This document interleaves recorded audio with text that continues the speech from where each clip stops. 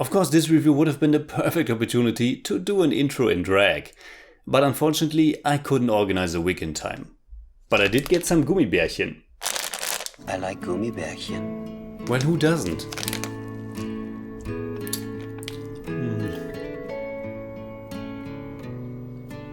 I put on some makeup, turn on the 8-track. I'm pulling the wig down from the shelf.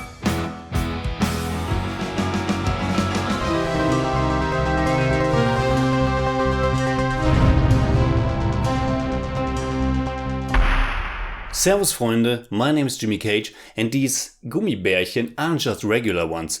These are Bärchen. You always get two at a time and their bodies are linked, like in ancient times when people were still glued together before the origin of love. And if you're wondering that I must have lost my marbles, not in the slightest. It's just that the song Origin of Love, which is based on Plato's myth, is one of the most wonderful from Hedwig and the Angry Inch. That's the pain that cuts a straight line down through the heart. We call it love. Normally when I do reviews for older movies, I pick ones that I'm already very familiar with. Movies that I grew up with and that have a special place in my heart, which I want to share with you. But Hedwig and the Angry Inch is different. I just saw it for the very first time a few days ago after my good friend Eric, who is also a big supporter of the channel, has recommended it to me quite some time ago. Hedwig and the Angry Inch is a 2001 American musical comedy drama that was written and directed by John Cameron Mitchell, who also stars in it as the title character Hedwig. It was his directorial debut for which he won the directing award at the Sundance Film Festival, among many other prizes. But before it became a movie, Hedwig and the Angry Inch was a rock musical with music and lyrics by Stephen Trask and a book by John Cameron Mitchell. It premiered in 1998 off-Broadway and the musical is very beloved to this date and gets performed in many different countries. One of the most famous people who have played Hedwig on stage is Neil Patrick Harris. The stage and movie version tell the story of Hedwig Robinson, a genderqueer East German singer of a fictional rock band. From the get-go, basically the whole film is told through many pop, punk, rock songs, of which the majority is really catchy, emotional, energetic and simply a lot of fun. I watched the film with subtitles and found myself joyfully singing along with most of them. The complete soundtrack is almost an hour long, which in a movie that's just barely over 90 minutes makes up the majority of screen time, and that's great, because I found the musical pieces to be the best thing about the film, with the stuff in between sometimes not all that convincing. Hedwig and the Angry Inch is framed as a concert tour where the band is playing their songs in rather small locales, mostly seafood restaurants, with barely any people in the audience, and if there are some, they more often than not are quite baffled by the music. But the band is also playing to us in front of the screen, and hopefully we are more open-minded and empathetic about what Hedwig has to tell us. She and her band are basically following the arena rock star Tommy Gnosis, who was a former lover who left her with all her songs. And through the songs of Hedwig we learn about her life story and are taken back through flashbacks to the crucial moments in her past. She was born as Hansel Schmidt in East German, the son of a harsh German mother and an absent American sergeant. And I just have to say that the few German dialogue scenes are quite bad. Jesus sagt aber die komischsten Sachen. It must go, Jesus sagt aber die komischsten Sachen. Aber ich doch für unsere Sünden. Der Hitler auch. Aber er ist doch für unsere Sünden gestorben. Der Hitler auch. German is very often quite funny in American movies, but in this case it actually fits the surreal tone quite well. All flashbacks have a dreamy, sometimes soapy atmosphere, and they are wonderfully intertwined with the musical numbers. I don't want to take away all the details of Hedwig's past, but the most important other character is her former lover Tommy Gnosis, formerly known as Tommy Speck, played by Michael Pitt. Tommy was a shy teenager that Hedwig met while babysitting at his home.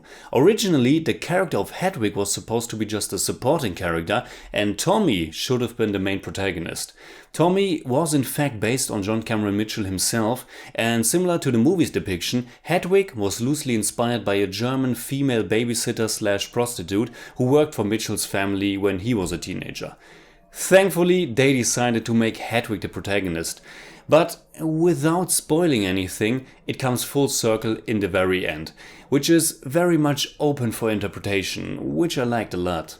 Hedwig and the Angry Inch is very much about dualism, about identity, about being divided, be it the city of Berlin that's separated by a wall, be it gender lines that are getting blurred. It's a story about finding oneself, about finding love by looking within. It's about creating the best version of oneself, the one that makes you happy and that expresses your individualism.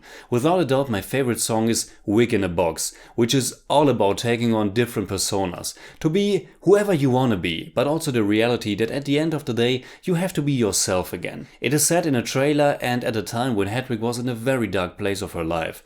It's very emotional and, like the majority of the film, it's equally dramatic, sad, as it is uplifting and joyful. And besides the great songs that are often characterized by some changes in tempo and tone, the colorful and unique set designs and the diverting flow and structure of the story, the main reason why Hedwig and the Angry Inch is such a good film is, without a doubt, John Cameron Mitchell. He is simply fantastic in a lead role. He's charismatic, vulnerable, strong, his singing voice is incredible, and he always brings the emotions. The way he uses his voice and his face, his eyes, his smile, it's very much a one-man or a one-woman show. I love to follow Hedwig through all her ups and downs, and if you're interested in a musical that has a lot of heart and that is a bit crazy and in the vein of the Rocky Horror Picture Show or the recently released Rocket Man, you should definitely give Hedwig and the Angry Inch a chance.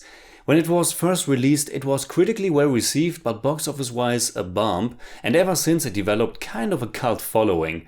Now, unfortunately, there are some aspects that I felt weren't done that well. As I've said, it's very much the Hedwig show, and all the other characters felt a bit too much like mere extras. It's not that important that the band members are just there to play music, but Hedwig's manager Phyllis Stein or her closest friend Yitzhak have very little to do as well. I have read that there are some deleted scenes with more moments of them, but in the case of Yitzhak, I also didn't feel her character at all.